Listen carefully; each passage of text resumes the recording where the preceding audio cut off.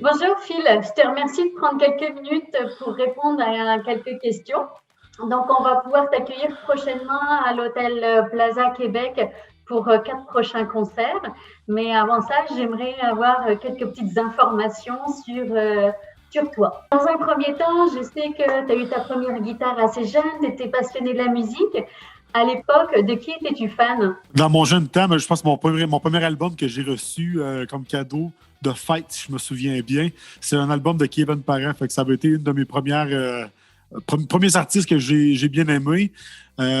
Puis je te dirais qu'en vieillissant là, au secondaire, les années de mon secondaire, j'ai beaucoup aimé tout ce qui est Caïn, les Cowboys fringants, puis un petit peu aussi dans le rock alternatif comme Green Day que j'aimais beaucoup, là. D'accord, et maintenant? Les goûts s'élargissent.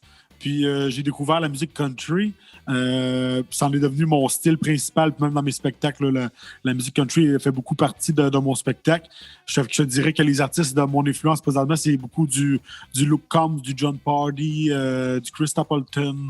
J'ai aussi j'aime aussi d'autres styles comme le CCR, qui est un peu du rock du Bayou que j'appelle. Tout ce qui est bluesy un peu, j'aime bien ça aussi. Fait que j'ai quand même beaucoup d'influence de plusieurs styles musicaux. D'ailleurs, on le voit bien dans tes prestations, tu as un éventail quand même assez large, ça va du rock au country, puis tu as une énergie très forte sur scène. D'où vient ton inspiration? Mon inspiration pour la musique, je pense que le fait que je pense que je dégage toute bonne énergie sur le scène, c'est juste de sentir la musique. Je pense qu'on quand on vit la musique, c'est là qu'on dégage quelque chose sur scène. Je pense que ça se fait tout seul. Fait que il n'y a pas, je pense, il y a pas une inspiration qui vient de nulle part. Sur ça, ça se fait tout seul selon la personne qui interprète les chansons, là. D'ailleurs, tu as sorti un nouveau single début décembre. Est-ce que tu peux nous en parler? Oui, c'est sorti le 4 décembre, si je me souviens bien de la date. En tout cas, c'est une chanson qui a été écrite par des auteurs américains.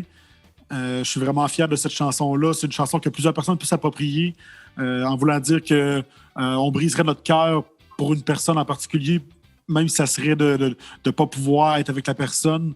On ferait tout pour elle. C'est sorti sur les plateformes de streaming.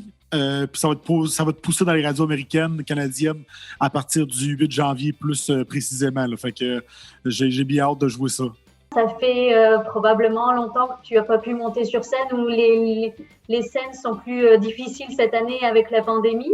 As-tu hâte de rejouer devant un public? Oui, c'est sûr que j'ai hâte. C'est un peu pour les musiciens, je pense que c'est la façon de transmettre notre art. Il y a sur CD puis il y a en spectacle. Fait que de pouvoir faire un spectacle avec un vrai public. C'est sûr qu'il y a beaucoup de spectacles qui se font sur Internet de ce temps-ci. C'est assez populaire, mais avoir un vrai contact avec les personnes. On est sur le stage, puis le monde sont sur leur balcon, le monde a du plaisir, le monde a du fun. Ça fait du bien, ça nous fait du bien aux artistes. Ça fait du bien aux artistes, mais je sais aussi que ça fait beaucoup de bien aux clients et aux gens de l'hôtel. Et ils sont toujours très contents de voir nos concerts, de voir les concerts d'artistes comme toi. J'ai vraiment hâte de pouvoir chanter devant mon public. Écoute, Phil, on a bien hâte de te voir sur scène. Et puis, ça sera au plaisir de te rencontrer à ce moment-là. Merci. Super. Merci à toi. Bonne journée. Bonne journée, au revoir.